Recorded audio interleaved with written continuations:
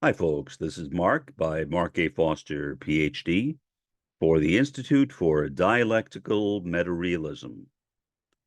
If I didn't know any better, I would think that I was a member of one of the Dharmic religions.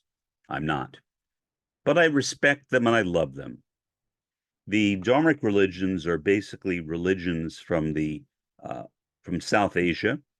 For example, Hinduism, Jainism, and Sikhism are three of the classical Dharmic religions, and there are many others besides those three, but those are the three best known of the Dharmic religions.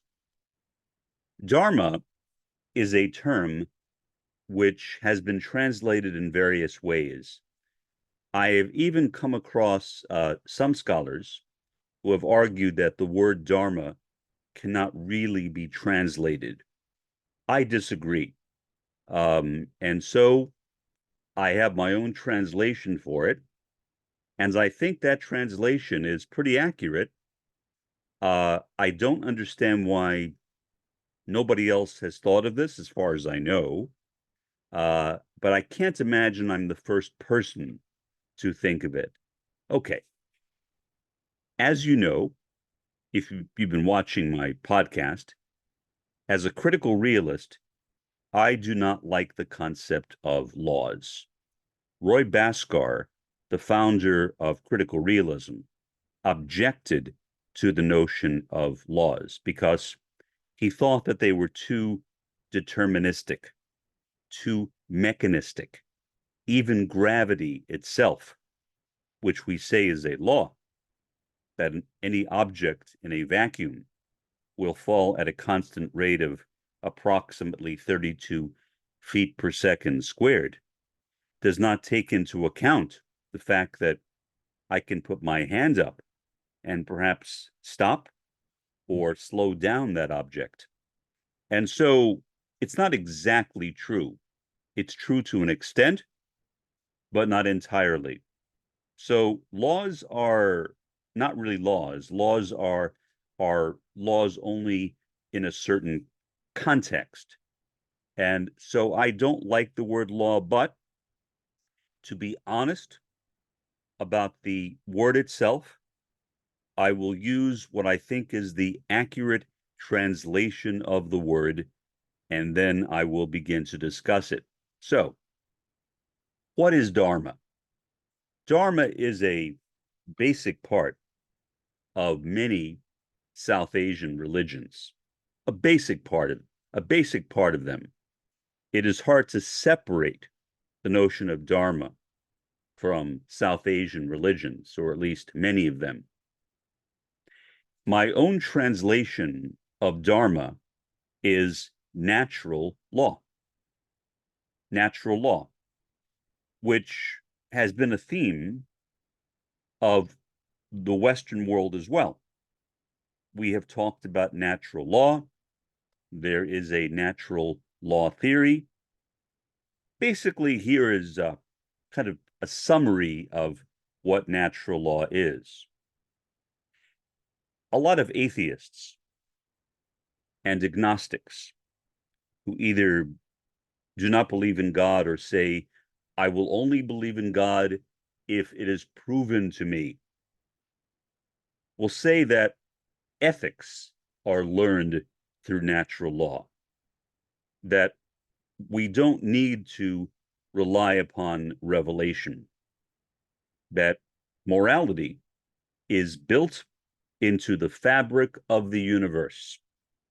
And so simply by living in the universe, we acquire the natural law, a knowledge of the natural law from that universe. So I accept that, except I would not call it a law. I would, like Roy Bhaskar, I think, would refer to it as a causal mechanism. So I would say a natural causal mechanism. Now, do I agree with what I just said? Yes.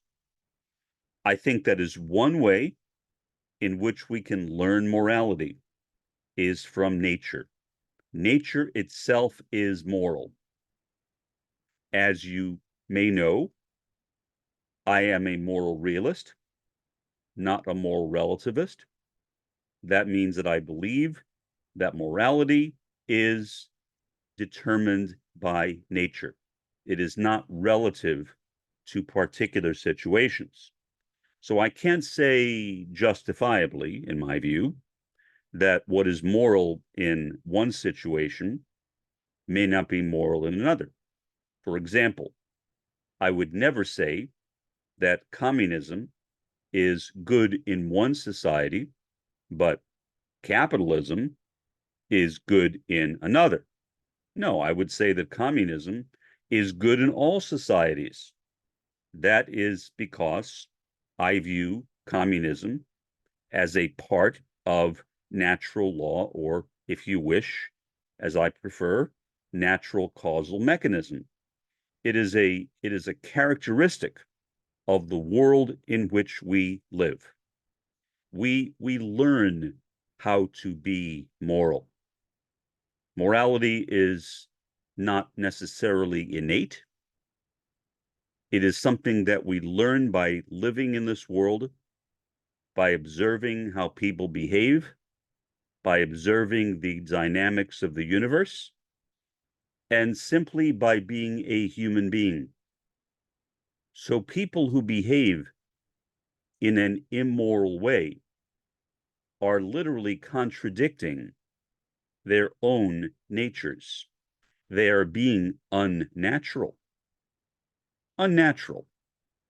So to me, natural law is a very important thing. Natural law is what allows us, if we choose, as Homo sapiens sapiens, to become human. As I've said before, I do not believe that humanness is innate. I do not believe that newborn babies are born as human beings. They are born as Homo sapiens sapiens. Humanity or humanness is something which is acquired, and humanity or humanness is what is good. It is what is right. It is what leads to emancipation. Anything which leads to emancipation is therefore good. Anything which prevents emancipation is bad and should be avoided. And so the best among us are those who listen to that natural law or natural causal mechanism within their beings and all around them, because they are in touch with what is moral, with what is right and ethical. Those who do not are going to fail. People, in my view, who reject the idea of moral realism, who reject the idea that morality is ingrained in nature, are generally very unhappy people. They are people who are rebelling against themselves, rebelling against their own natures. And that is not a good thing. We should learn who we are. We should learn why we are here. And the best way to begin that process is by observing nature and by observing ourselves, since our bodies are a part of nature as well. Everything, without exception, in the universe is moral. Everything in the universe conforms to natural law or natural causal mechanisms. So I don't have to guess what is moral or what is immoral. It is not a matter to be speculated upon. It is something which I can see. For example, I look right now at Gaza. And I see in which the ways in which the Gazans are being so horribly oppressed, that there is a genocide taking place in Gaza.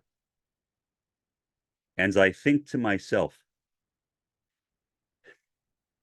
are the perpetrators of this genocide aware that they are violating their own natures?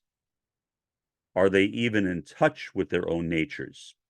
Do they know that they are in direct violation of the laws or causal mechanisms of nature by doing these things?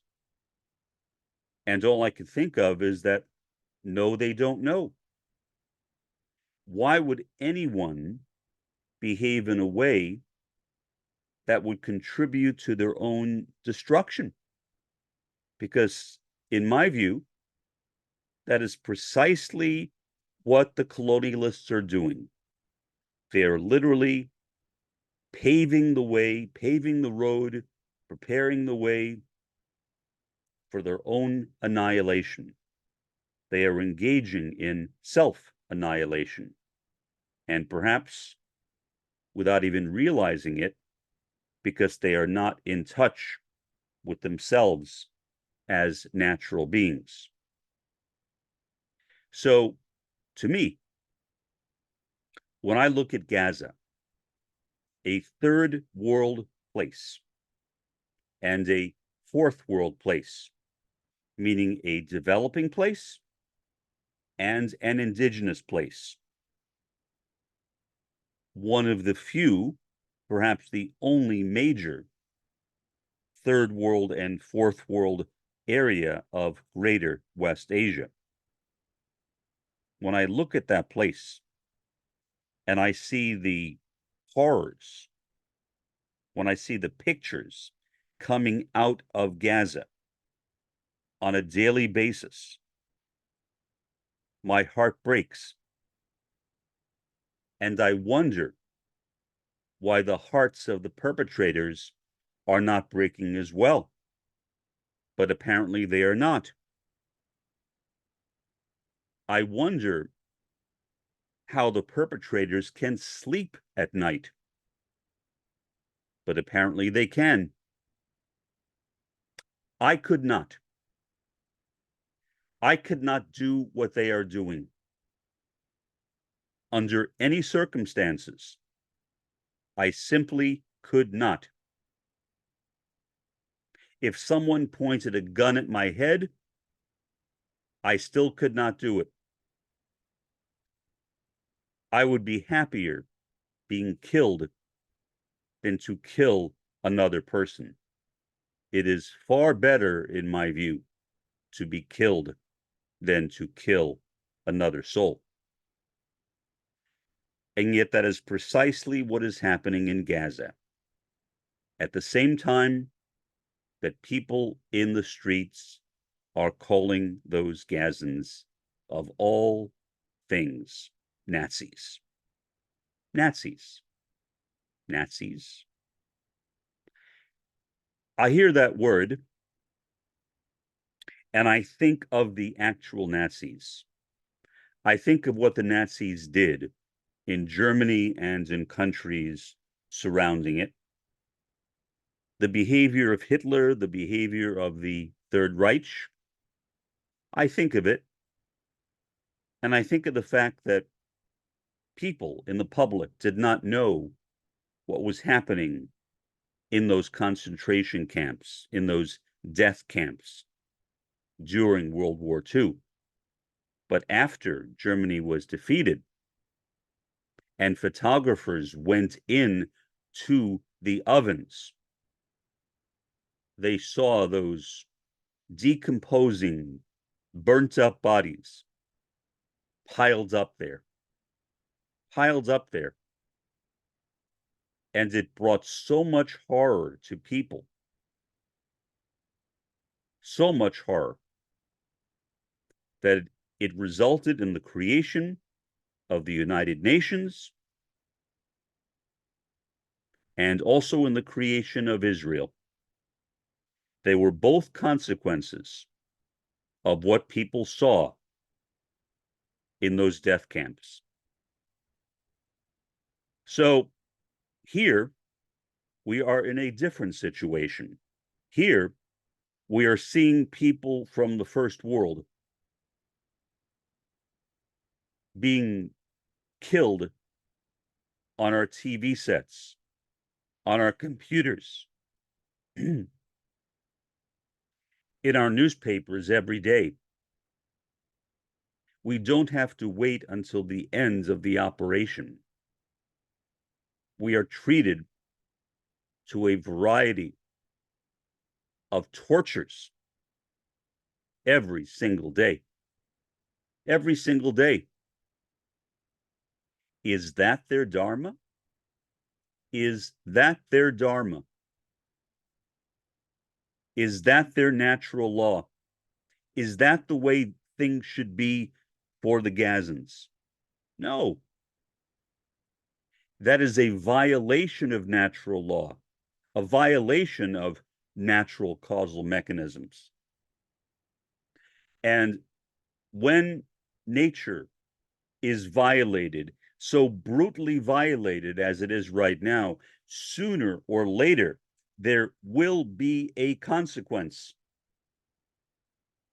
Sooner or later, karma will talk back. There is a cause and effect to the dialectic. The dialectic is moral. It behaves according to the principles of natural law, according to the principles of what is moral. The dialectic knows what is moral and behaves in a moral manner.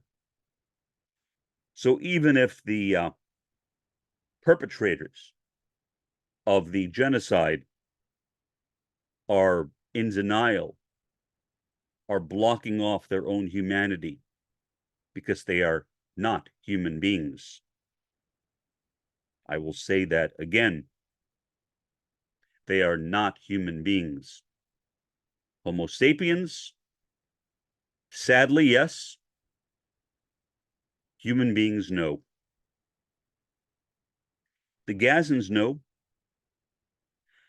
When you are a victim of oppression, when you are not emancipated, when you are being treated to a daily barrage of weapons, when nobody around you, including yourself, is safe, when you cannot predict whether you will be alive this evening, you know what is moral. What is moral is to be emancipated. What is moral, therefore, is communism. And communism cannot exist in the same place as the capitalist world system. To be a communist, to be a Maoist-Third worldist, is to reject in totality the capitalist world system, because the capitalist world system is no one's Dharma. It is an illusion, or in Sanskrit, Maya. So Maya acts in opposition to Dharma. Dharma tells us what to do, what is in accordance with karma and the dialectic. Maya keeps us shielded from it, prevents us from being exposed to those tragedies, prevents us from feeling pain, keeps our hearts protected while we are engaging in multiple levels of inhumanities. I do not understand it, and I am happy I don't. I am happy that I am incapable of understanding how any person, so-called person, how any Homo sapiens sapien can engage in these kinds of behaviors, because I feel as if I could get inside their heads, it would be nothing but pure torture. And as an autistic, as someone who is very susceptible to high levels of negative emotion, I know what that would do to me, because I know the panic attacks I have had in the past. I know how those panic attacks have forced me into isolation from other people. It is sad, especially observing what is happening in Gaza from a distance, because I know what I know. I know nature, as we all should, as we all can. And yet, despite my knowledge of nature, I cannot do anything to make Gaza conform to it, because the perpetrators of the crimes against Gaza are living in a state of Maya or illusion, which again veils Dharma, natural law, natural causal mechanism from them. It prevents them from even feeling their own hearts. Even an atheist, therefore, or an agnostic, which is basically an atheist, using Thomas Henry Huxley's definition of the term, even an atheist or an agnostic can have a sense of what is real and what is moral and what is good and what is bad. Because if morality is a part of nature, of natural law or natural causal mechanism, then all of us can. The pathway is open to all of us to understand the pain of others and the tribulations that are brought upon by the capitalist world system. And so my major point here, although really centered on Dharma, is, I guess, somewhat more personal than that. It is because I, looking at my Dharma, looking at the natural law which animates my being, cannot stand to be on the same planet with those people living in Maya. I can't. And so each day, without exception, is for me a moment of destruction in my life, a moment when my heart is torn apart because of my inability to bring about real change in Gaza and in other parts of the third and fourth worlds. And of course, Gaza is both third world and fourth world. The Gazans are the indigenous people of that area, and they are treated like Nazis. What a horror. What a sin. I believe in eternal torment of some form. By eternal, I don't mean necessarily everlasting, but spiritual, meaning torment in the world of eternality. however long it lasts. So I believe in eternal torment. And for that reason, I believe that the perpetrators of these crimes will experience it. And given the grand scheme of things, in the not too distant future, whatever that might mean, whereas the victims, the Gazans, will have their eternal reward. So now the table is faced upside down. But in the next world, it will be placed right side up in the position that it belongs. And that should bring some level of perhaps comfort. I don't know. Can people like that have comfort? Maybe. I don't know. Bring some comfort and perhaps some satisfaction, however minimal, to the people living under that horrendous condition where their own land has been stolen from them and they are literally being wiped out through ethnic cleansing. Ethnic cleansing? They are not the ones who should be ethnically cleansed. I will leave it there. For the time being, this has been Mark, by Mark A. Foster, Ph.D., for the Institute for Dialectical Meta-Realism. Have a pleasant day and an even better day tomorrow.